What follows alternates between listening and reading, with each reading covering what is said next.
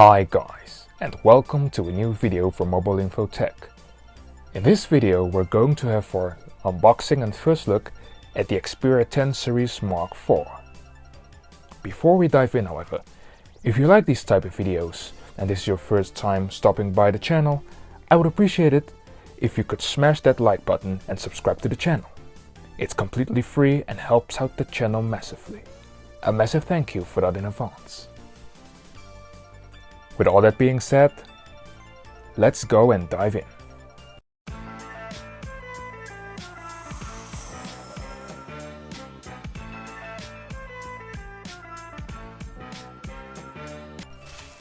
So, what's in the box? Well, actually nothing, just the device. A clear step down from last year's equipment.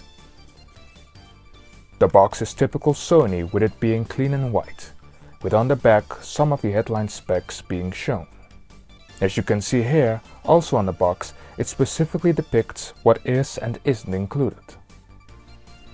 On top is the only item in the box, which is the device itself. We'll put that to the side for the time being. Everything else that's included is under the cover and are just booklets, plug 'em and file 'em, like someone would say. Now on to the device itself. I've elected to go for the white variant this time around, which on first glance looks like an excellent choice. Now let's peel off the film, like that. Very clean. Now on to the look of the device. Of course, it was the worst kept secret that the design has not been deviated from for about 4 generations now. I must say that this new white finish, including the sides, strikes me as premium build and design. Very lovely aesthetics indeed. And that's despite the back being made out of plastic instead of last year's Gorilla Glass 6 glass back. The sides, just like last year, do remain in plastic as well. On this first look, I can already convey to you that the specs have mostly remained the same as last year's model as well, which I've reviewed on this channel.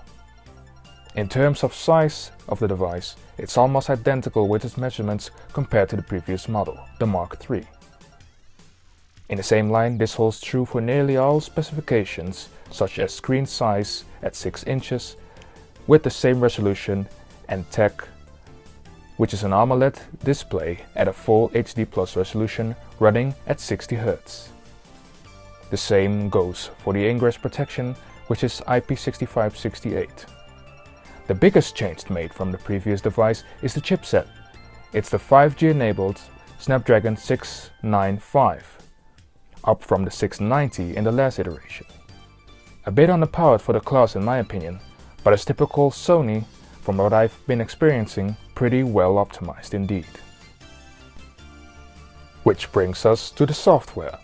The device runs Android 12 straight out of the box, and very clean and near stock iteration of Android at that. Everything feels light, smooth and effortless on the device, which is a great first impressions to have. As you can see, scrolling and switching between tabs is very smooth and nicely animated, courtesy of course of Android 12, with its bold icons and bold new look as well, incorporated with the Xperia UX.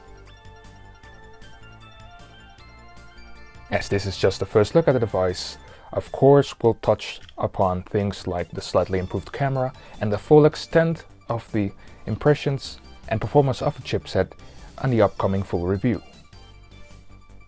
So closely summarized, my brief impressions are a nicely designed and good looking handset coupled with nice, smooth, clean software and a clean design, as we used to from Sony at this point.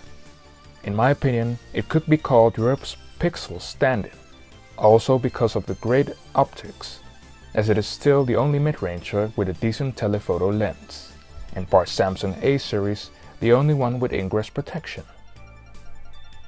The question is, can it sustain its great first impression? Find out in the full review, coming to you very soon indeed. And that brings us to the end of this video. I thank you again for watching this video, and I hope to see you soon on my next upload. Cheers!